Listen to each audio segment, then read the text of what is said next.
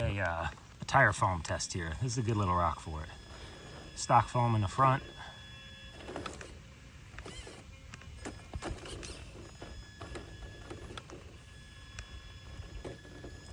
It's pretty squished.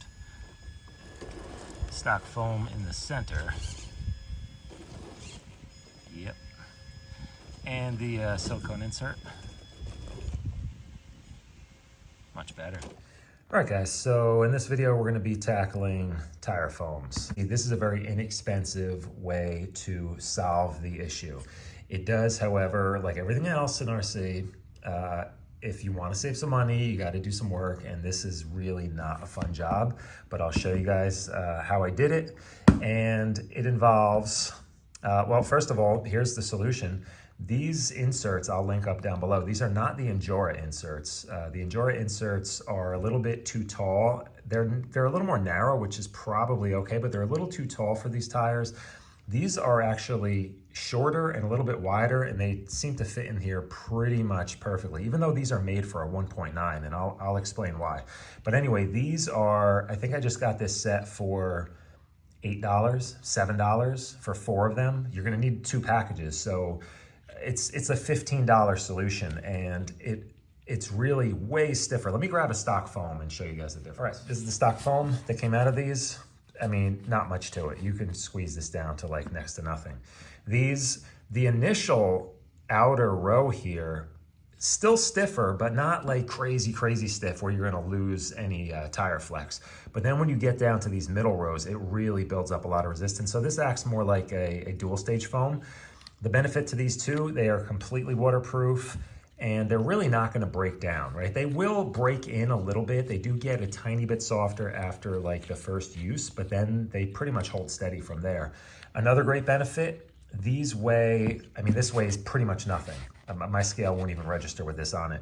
These weigh 80 grams. So you're adding, between all 6 wheels, you're adding 480 grams to the bottom of your truck, and it costs you 15 bucks. I mean, you cannot compete with, I mean, brass just cannot compete with that, right? To get a pound of brass, you're gonna spend upwards of like 100 bucks. Now, there are advantages to adding brass. You're going with metal steering knuckles and so on. It adds some strength, but this is a very easy way to add weight down low and increase your stability at the same time. So this is solving multiple problems at once. That's why I think it's a really great option. So here's the downside, right? Everything is great so far. Here's the downside. How do we get the stock foams out and get these in without, you know, messing stuff up? Well, here's what we do. You really only need to get one side of the bead off. I chose to do the rear because if anything gets a little funky, messed up, or when you go to re-glue the tire, you don't have to do it so insanely neat. If you do the front, if any little glue you get up on the tire is gonna show, it's really a pain in the neck. So that's why I'm recommending this method. A lot of guys will throw these in the oven. I've done it like 220 degrees for like 25 minutes. The glue softens up and you could pretty much just peel these, not peel them right off, but they come off, right? You just gotta wear like gloves, oven mitts or something. But I'm using a heat gun because I just wanna do the rear. So debonder, and this is a glue debonder. You would put a bead around there. I'm trying to get away from using this. It just makes it a little messier and more time consuming. I'm trying to just get the heat setting right. So I hit these initially on a low setting on my heat gun here. You know, get them good and hot to the point where you really can't touch it. It's gonna be an experiment. I can't tell you exactly what temperature. I would try to, if you have like a temp gun, an infrared temp gun, you know, 220 is probably safe. But just be careful. If you start seeing any smoke come off, I mean, don't go crazy with this. A little bit at a time, and then see. You know, heat them up pretty good, and then just try to see, like you'll hear the glue almost kind of crack a little bit, and it starts to pull away. That's a good sign. So then just work it a little bit more, work it a little more. What I have been doing, I'll do it initially just to break this outer bead just with the heat, and then I found that I do kind of hold this open a little bit and run some debonder in that crack and let it sit for a couple minutes, hit it with the heat again. You'll see the debonder kind of sizzle and work at it again. I'll see if I can get a little bit of footage of that. It's gonna be tough. And then you gotta be super careful with something like this. But what I found was when I got it to the point where, and I'll show you guys this, where most of this bead was exposed, but it was just kind of hanging on. I carefully just took this and ran it right around the edge just to almost scrape the rubber that was still adhered to the rim. Carefully scrape that off, and I'll show you guys the result here. If I could even get this out, we got a silicone insert hiding in there, right? These are just different color. That's the other funky thing. The Injora brand, which I think was the first brand out, their colors actually mean something. The green is the softest, the red is the stiffest, blue is intermediate. This brand, they have like 4 or 5 different colors. I think they're all the same. I got this color. This was like the red, and this is the green. I ordered a different color for, you know, the second set just to see if it was different, and they feel identical to me. Here's one, and you could trim these too. If you wanted these a little bit softer, you can, that's what I was experimenting with this one. You could trim out like some of these rows and it gives it a little more flex. I wouldn't do that for this though, because we're after pretty much as much stiffness as what these are gonna offer. So these feel identical, and they're different colors, so no big deal. I'm just gonna run all 4 green ones in the rear and, you know, 2 of these up front. I'm gonna do all 6 tires. I think it's really gonna add a ton of stability to these. Here's another cool feature with these things. If you wanna go even stiffer, these are tunable. So before you glue this tire back on, you can put all these inserts in, put the wheels back on your truck, and go and try it. These hold the bead of the tire on strong enough where you could go out and run this thing a little bit, not super hard, but you could go out and run it and test it before you glue the tire. And here's why I'm saying you might want to do that, because you can take, this is just foam. It's like foam backer rod. It's for like caulking. If you were caulking something in a house and it was a big gap, you stuff this in first so you don't lose the whole bottle of caulk in the one gap. You stuff this in a little bit and then caulk over it. But I think this is like 3/8 backer rod. Yeah, probably. Yeah, this is, if I remember right, this is like 3/8 backer rod. You could get this at like, I don't know, probably Home Depot and stuff. But look at that. It fits right in there. You can do every hole, make it really stiff. You can do every other hole here, and then just trim it to the right width up here. And what that ends up doing, it really makes this whole outer row much stiffer. So you can really fine tune these. I mean, if you wanted to go crazy, find some thinner foam rod you can put in here. You know, there's endless possibilities with this. So I feel like I don't think I'm gonna mess around. I'm gonna install these all with no foam, because I think I want that initial little squish, because I do want to be able to run this truck without hauling something. Like my idea is, all right, haul a rig up, haul like a comp crawler up to a cool spot, take that off. And then I'm gonna want to play with both trucks. So I want this thing to be able to have a little bit of tire squish, but I want it to just have that stability of like a dual stage, and that's exactly how this thing is set up. So to get these in, it's not super difficult. You know, with this, I should just pull this one out and show you guys real quick. Let me do that. And I'll show you a couple other kind of odd but interesting features here, just to show you guys. Here's the results of, you know, debonding. You can see it's pretty clean. It comes off. There's a little bit of like rubber remnants on here and some glue residue, of course, but no real damage that's not going to be, you know, fixed when you re-glue these. So that's really not a big deal. So let me just show you this. These are technically made for a 1.9. So this opening is made to fit a 1.9 clamp ring in a beadlock wheel. But, you know, if you look at this, this doesn't use a clamp ring, right? So you have the center section here that's shorter than this outside shoulder. And, you know, if you look at it, I mean, we could probably go one better than that. Why, look, when we can actually measure. So that's going to be 56. And lo and behold, let's make sure that's actually turned. It's the right size, you know, so it's it actually fits on there because you're not using a clamp ring. So 1.9, and you know, these are the right size for this tire. So they work out really well. Now here's the one thing that is a little bit off, but actually works out, I think, in favor of this being a better setup, is the width here. If you look at the width inside here is pretty much 20 millimeters. And if you were to measure the inner ring on this, you can see it's way more than 20 millimeters. So how this sits in here, it doesn't sit exactly in between the tire bead here, because you can see here that the bead of the tire sits in this groove, you know, between these two shoulders. But what ends up happening is this edge here sits above your tire bead and actually pushes it, sandwiches it down and clamps it down into this groove even tighter than, you know, this isn't doing anything.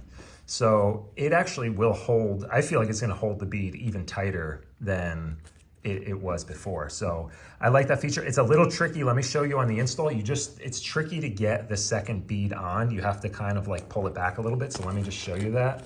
Pull your tire off. Let me zoom out here a little bit.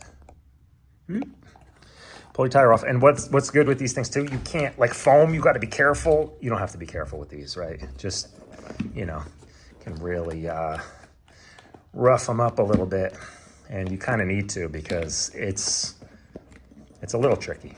So you want to just jam that in there, right, and kind of work it around. And then you want to try to get a little bit of this inner silicone in past your rim here. So just kind of work it around a little bit at a time, and you'll see once you kind of get it, it pushes. So then just squeeze it as far as you can toward the front of the rim. And then if you work your bead, what you're gonna need to do is kind of, you're lifting up on this, but with the tire at the same time, because of course the bead needs to sit under there. So you'll see, it's a little bit of a go around in a circle process here a couple times, because you want to kind of get your initial, and now that's, you know, it's not fully in. So you see there's a little bit of a technique. It's kind of like a pull back and squeeze under, and you'll feel it when it pops in. That's the nice part, is you kind of know when that thing is in. And it's not a bad idea to go around just a couple times and make sure, right? And you could even pull it back in a couple spots and just examine. Make sure you're not seeing any of the insert under that tire there. I don't think you would. You would have a big lump. Kind of give it a little squeeze, and there you go. That's it. You're done. Here's one thing I will say though. I don't know if this is going to be, if anything, it would just be a cosmetic. You can see the little ribs. It's kind of ribs. You can see some of those ribs here. Okay, so a little bit of a revision to this video, little update ongoing here. You'll see, I don't like the look of this. These have been sitting overnight, and just, you can see, because they're a little bit wide for these tires and the way they seat on the bead, this portion here is really kind of poking out. See how it like tapers in? It's really poking out through the sidewall here. And not a huge deal. We can trim these up a little bit just on the front side. The back side is not going to be an issue. And once you kind of make these a little more narrow just by trimming one side, you end up with this. And this looks, you have a tiny little bit of gap in there, and they fit much nicer. The back side here, look, you can do both sides if you're concerned that that's going to show through on the back at all. It's probably not going to be as bad, because again, this is narrower. I didn't take that much off, but let me show you how I did this. And it's a little extra step, but I think it's worth it. These still will work really well, and they're cheap. They're like, this is like a $15 mod. It's kind of painstaking, you know. So I just took this cheapy utility knife, you know, I don't know, it came with some window tint or something, and just carefully, it could even help if you spray this a little bit, like just kind of get a little, this is just some simple green, just make like a little puddle there, and just wet it down so it slides through easily. Hold it nice and flat on here like this, and kind of just take a little bit of a bite here, and then just work your way across, and just kind of go slow. And you could see I'm not taking much off. I'm taking like a millimeter, and we're gonna come back and clean this up a little bit. If it starts to drag at all, you can kind of just re-wet it. Kind of helps to pull this a little tight too, and just, you know, keep slicing. So there we have it. I got a nice little train track section here that I cut off. That's step one. Now, take your scissors and just clean up. Look at it from the side here. You'll see we got a little unevenness here and there. You see how this is kind of chunky here. Just grab it and kind of tilt that side out, and just take your scissors and put a little bit of pressure against it, and just kind of, you know, clean that up a bit. Any high spots, you know, doesn't have to be perfect. Again, the point is we're going to leave a little bit of room on the sidewall of the tire. So go around, clean up that edge. This inside edge is a little harder to get like that, but you can kind of go around this, right? Now, the next thing I did too, take the tip of your scissors here and use some good sharp scissors, and just go around, trim off this little kind of jagged point that it leaves, right? So go around, do that whole section, and then the same thing on the outside. Kind of hard to see, but you see how you get these little like kind of sharp points. I just went around, and look, it takes, once you do one and you get comfortable with this, I mean, this is like probably an extra, not even 5 minutes. You could probably do this in like 3 minutes per insert. And then just make sure I put the side that I cut, I put facing out by the face of the rim. And I think, you know, huge improvement. This after sitting, I feel like it stretched the tire a little bit, and this looks like way worse than it did when I first installed it. So this, again, seems to be just the right amount. I didn't do the backside. That's completely up to you. If you want to do the backside to really ensure, again, you don't have to glue this right away. Do this, put them on, go out and test it. Go out and do a little test. I mean, don't do anything too crazy that's going to pull this off, but it's on there pretty tight.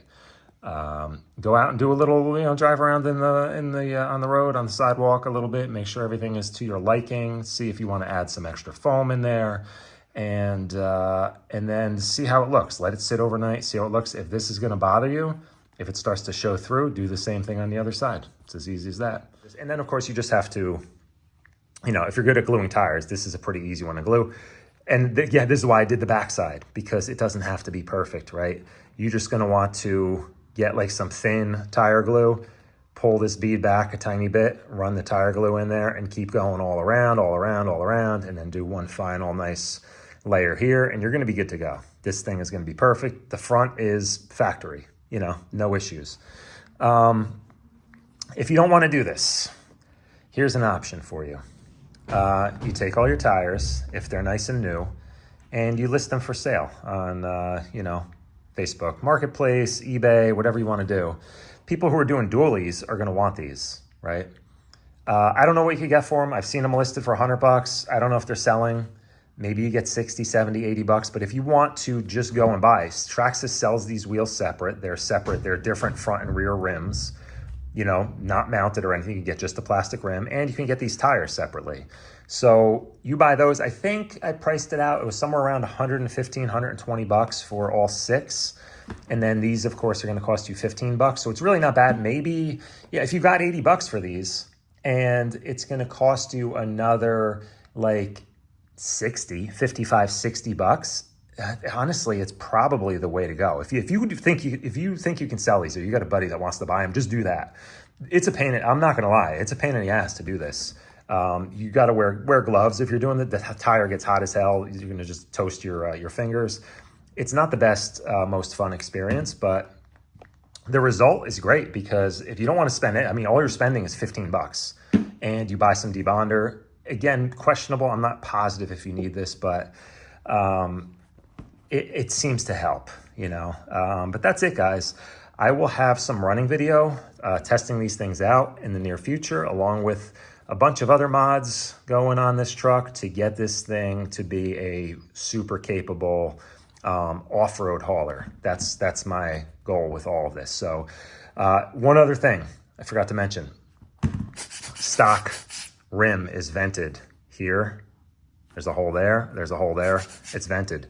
When you install these silicone rings, these fit so tight over those holes, this is no longer vented. Maybe that's a good thing. If you run in the same temperature all the time, you now have a sealed tire. It doesn't matter if water got in here anyway, but now you have a sealed tire. You probably don't have to mess with this. But if you run in different temperatures all the time, you keep this indoors at 70 degrees and then you take it outside in the winter and it's cold, this tire is gonna go because the air is gonna be less dense. It's gonna suck in. So you're gonna wanna vent these. So what I'll probably do with the rest of these is just take a little punch. You can do it after the fact. I usually use like a Dremel with a little like grinding tip, and I just bore a teeny little hole in a couple spots just to vent it from the tread. So if any water gets in, it will drip out from the bottom at some point.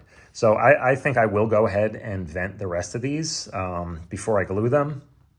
But just keep that in mind. You're losing your vent. They're not, I don't think they're airtight like this, but they're pretty damn close. So that's it, guys. Stay tuned for some additional mods on this thing.